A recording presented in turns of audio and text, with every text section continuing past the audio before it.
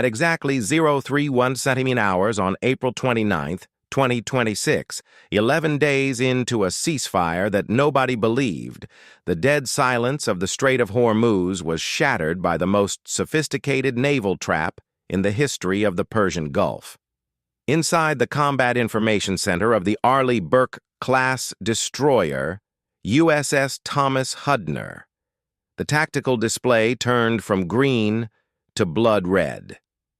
22 nautical miles southwest, the dry cargo vessel Mersad Star, registered in Oman, had been sitting at anchor for 6 days.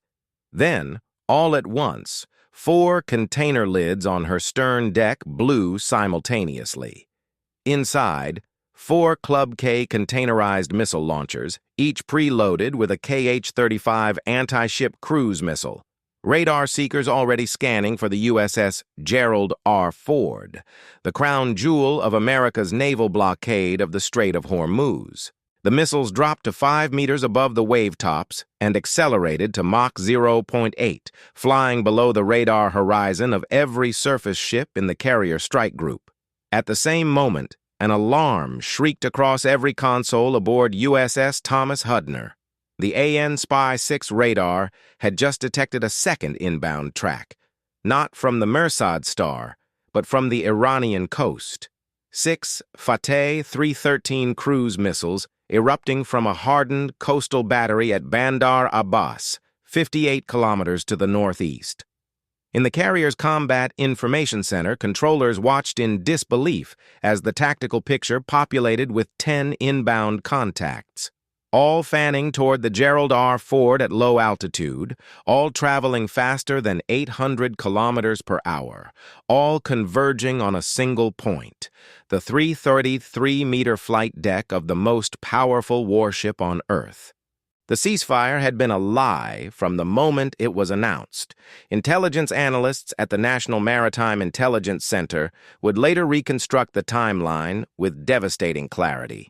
3 weeks before the ceasefire, Iran's Quds Force logistics arm had loaded the Mersad Star in Bandar Imam Khomeini using commercial crane crews who believed they were handling construction equipment. The Club K system, a Russian-designed containerized launcher visually identical to a standard 40-foot shipping container, had been positioned precisely 22 nautical miles from the Ford's expected patrol zone, inside the minimum AEGIS reaction envelope, where terminal defense is measured in seconds rather than minutes. IRGCN Rear Admiral Reza Nouri, the architect of this operation, had rehearsed the multi-domain strike package 6 times in simulation before a single round left its rail, and an IRGC commander had confirmed publicly, without realizing the implications, Iran had rearmed faster during the ceasefire than at any point in the war. But the most chilling discovery was what NSA signals intelligence platforms had been tracking for 6 days without the information reaching Fleet Command. 3 nautical miles east of the Mersad Star, at a depth of just 15 meters, China's Type 815G electronic intelligence collection vessel Tianwangxing had been painting the USS Gerald R. with passive beidou 3 satellite precision targeting data since April 23rd. Beidou, China's military-grade global navigation satellite system, delivers centimeter-level positioning accuracy to authorized military receivers, accuracy that Western jamming cannot touch because the signal is encrypted at the orbital level. For 6 days, PLA Navy Commander Wei Jiahao had been feeding real-time position, speed, and heading vectors for the entire Ford carrier strike group directly into Iran's integrated fire control network. The Iranian missiles did not need their own seeker heads to find the Gerald R. They were being guided by satellite. The satellite was Chinese. Simultaneously, and this was the detail that made the watch officer aboard USS Thomas Hudner physically grip the console, the P-8A Poseidon on routine patrol 40 miles to the south had just detected a submerged contact, Iran's Fateh-class submarine, a 600-ton diesel-electric boat capable of lying motionless for 72 hours on battery power, had been hiding in the thermal layer at 280 meters depth, tucked directly into the acoustic shadow cast by the Mersad Star's anchor chain, invisible to passive sonar, for 6 days. Its 2 Jafar heavyweight torpedoes were already flooded and ready, and from the north, 24 Shahed 136 loitering munitions had just launched from Keshem Island, 34 kilometers away, their folding wings deploying as they spread into a dispersed terminal phase swarm pattern that would reach the Gerald R. Ford in less than 7 minutes. 3 domains, 3 simultaneous vectors, 1 target. The entire strike package was 11 minutes from simultaneous multi-domain impact. The Ford Carrier Strike Group's collective defensive systems were about to face the most complex simultaneous engagement profile ever attempted against a U.S. Navy warship in live combat. Between the Club K cruise missiles hugging the wave tops, the Fateh 313s inbound from the coast, the drone swarm 7 minutes out, and an enemy submarine 280 meters below the surface that had already flooded its torpedo tubes, no single ship in the strike group could survive alone. What about you? Do you believe Iran, armed with China's real-time beidou satellite targeting, could finally break the U.S. blockade of the Strait of Hormuz? Comment 1 below. The AN/SPY-7 radar array aboard the USS Gerald R. Ford had already processed all 14 inbound tracks before the first human decision was made. The AEGIS Combat System, running its Naval Integrated Fire Control Counter-Air Baseline, autonomously designated 14 individual engagement solutions in 3.4 seconds and queued them across the strike group's distributed fire control network. Captain Daniel Voss, commanding officer of the Gerald R. Ford, authorized weapons free at 03 waiting hours, 47 seconds after the first Club K launcher fired. From the vertical launch system cells of both USS Thomas Hudner and the cruiser USS Lake Champlain, 16 SM-6 missiles erupted from deck flush cells in ripple fire, their dual-mode, active-passive radar seekers activating at 12,000 meters altitude and beginning the hunt. The sky above the Strait of Hormuz turned white with rocket exhaust. 80 miles to the north, already airborne on Defensive Combat Air Patrol, 2 EA-18G Growlers from Strike Fighter Squadron 103 banked hard south at full military power. The pilots activated their AN/ALQ-99F tactical jamming pods, flooding the Fateh 313's active radar seekers with broadband noise across the J-band spectrum. At the same moment, the Growler's ESA suite began targeting the guidance data links connecting the Iranian fire control network to the Chinese beidou relay terminal aboard the Tianwangxing. The jamming was imprecise. There were too many nodes in the kill chain, but it degraded the Iranian missile's mid-course accuracy by an estimated 340 meters. 3 of the 10 inbound weapons broke guidance lock and began spiraling erratically toward the water. 7 were still tracking. The P-8A Poseidon, circling at 4,000 meters, had already committed to the submarine contact. Its acoustic operator had a hard return on the Fateh class at bearing 192, depth 280 meters, speed 4 knots, on a heading directly toward the Ford. The TACO called weapons free at 03 hours and dropped a pattern of 10 AN/SSQ-62 DCAS active sonobuoys in a 2-kilometer barrier pattern directly ahead of the submarine's track. The sonobuoys activated simultaneously, flooding the thermal layer with active pings at 8.5 kilohertz. A wall of acoustic energy so intense the acoustic operator heard the return through his headset without amplification. The Fateh-class crew heard the pings before their sonar operator could complete his report. The engine noise surged as the captain ordered emergency speed. Too late. Two MH-60R Seahawks were already inbound with Mk-54 lightweight torpedoes, and they had a perfect solution. At Fort Meade, Maryland, at 0319 hours and 22 seconds, a U.S. Cyber Command Persistent Access Team triggered an intrusion package that had been sitting dormant inside the Tianwanxing satellite uplink processor since March 7th. 37 days of patient access waiting for this exact moment. The code executed in 0.3 seconds. It overwrote the Beidou ground terminal's transmission buffers with corrupted positioning packets and forced a hardware-level reboot of the antenna array. The Chinese vessel went electronically silent. For 4 minutes and 17 seconds, the 6 surviving Fateh 3113 missiles lost their precision satellite correction feed and reverted to internal inertial navigation. Degraded accuracy of plus or minus 47 meters. The SM-6 engagement geometry widened. The intercepts had a clean shot. The two MH-60Rs arrived on station at 0320 hours, 600 meters above the sea surface, 900 meters ahead of the submarine's projected track. The lead Seahawk rolled into a 40-degree nose-down attack profile, dropping its Mk-54 torpedo at 60 meters altitude. The weapon hit the water at a 25-degree entry angle. Its sonar seeker activated in 2.3 seconds, acquired the Fateh class, and began the terminal run at 40 knots. The second Seahawk released its weapon 400 meters to the left as a headshot to bracket the contact. Inside the Fateh class, the crew had exactly 38 seconds. At 0320 hours and 51 seconds, the first Mk-54 detonated against the submarine's pressure hull at 264 meters depth.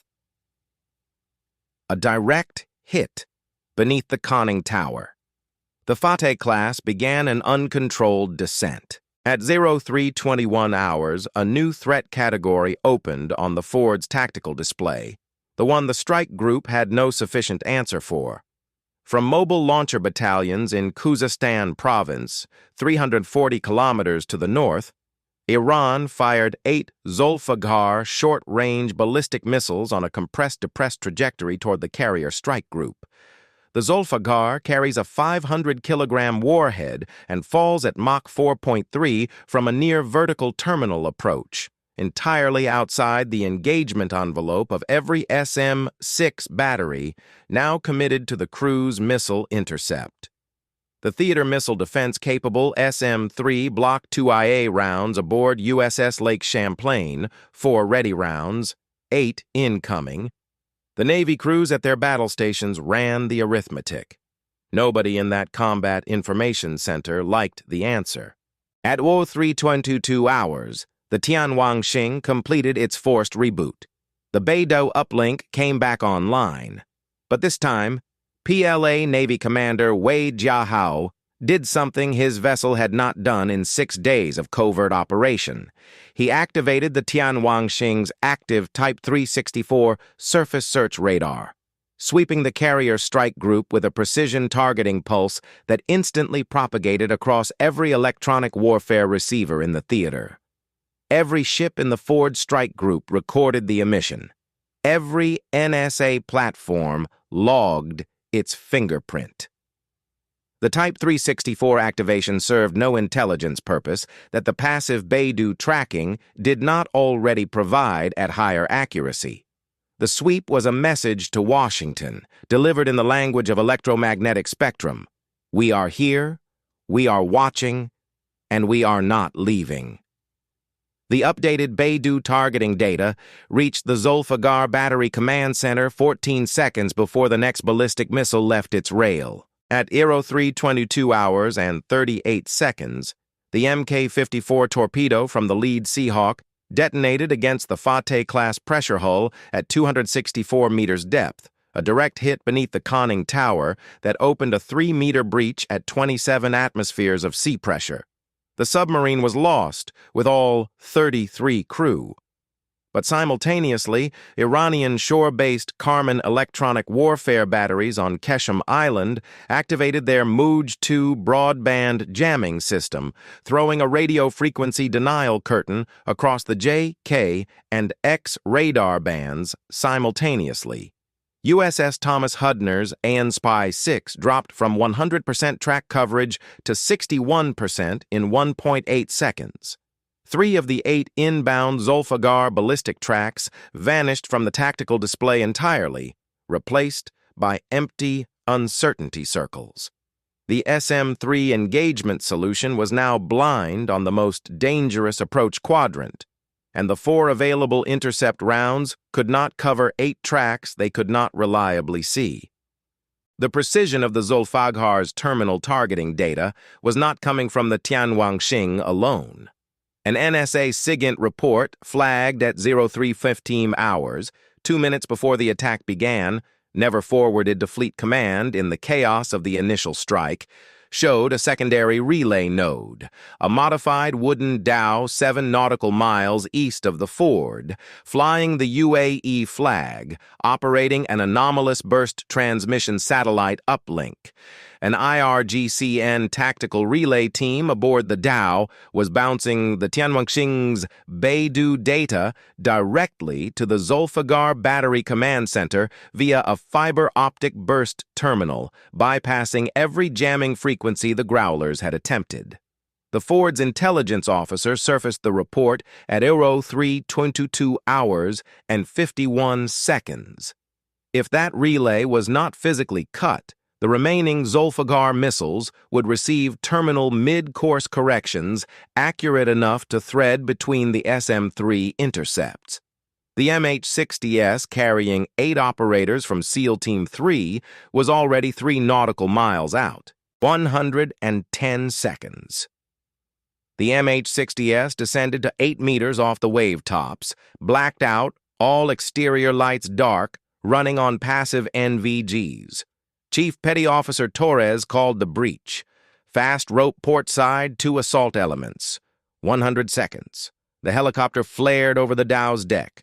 2 ropes deployed. 8 operators hit the wooden deck simultaneously, the first 2 taking immediate fire from IRGCN sentries at the wheelhouse, muzzle flash visible even through night vision. 92 seconds. 2 sentries down. First element hit the cabin door with a hydraulic breaching tool, the door folding inward in one application. 4 IRGCN relay operators inside, one already lunging for a dead man switch wired to the beidou terminal. 80 seconds. The SEAL on the left neutralized him before the switch cleared. Second element cleared the aft deck. 1 additional fighter, no quarter. 67 seconds. The terminal located a ruggedized Pelican case, 2 fiber optic cables running through the deck, plating to a burst transmission buoy below the waterline, 1 satellite uplink dish still transmitting updated Zolfaghar coordinates. 52 seconds. The explosive ordnance technician found the fiber cut point beneath the deck. 31 seconds. The deck plate came up. 12 seconds. The blade found the cable. At 03:24 hours and 41 seconds, the beidou relay link terminated. 3 Zolfaghar missiles lost their mid-course correction feed and drifted 180 meters north of the Gerald R. Ford's flight deck, impacting the sea in 3 columns of white water 400 meters from the ship's hull. The SM-3 battery aboard USS Lake Champlain successfully intercepted 3 more. 2 missiles leaked through every defensive layer. The first struck the fleet replenishment oiler USS Bighorn, TAO-198, moored at the strike group's starboard position, punching through the helicopter deck and detonating in the aviation fuel compartment. 14 sailors wounded. The Bighorn did not sink. The second Zolfaghar impacted the sea 60 meters short of the Gerald R. Ford's bow. A near miss that drove a 15-meter column of water over the flight deck and broke 3 aircraft free of their tie-down chains. By 03:30 hours, the kinetic phase was over. The Mersad star was burning, struck by 2 SM-6 rounds after her launchers had emptied. The Fateh-class submarine rested on the bottom at 340 meters. The IRGCN relay team aboard the beidou was in flex cuffs, their beidou terminal evidence bagged by Chief Petty Officer Torres before the MH-60S lifted off. The USS Big Horn was saved from total loss by damage control crews in 47 minutes, and the Tianwangqing had already turned northwest, running at 22 knots for international waters. Its radar dark, its logs sanitized, its legal exposure precisely 0. No Chinese weapon had fired, no Chinese national had been harmed. The diplomatic denial was drafted in Beijing before the fires on the Big Horn were extinguished. The Tianwangqing had fed targeting data to weapons that struck a U.S. warship and wounded 14 American sailors. But that chain of causation would never be provable in any forum that mattered.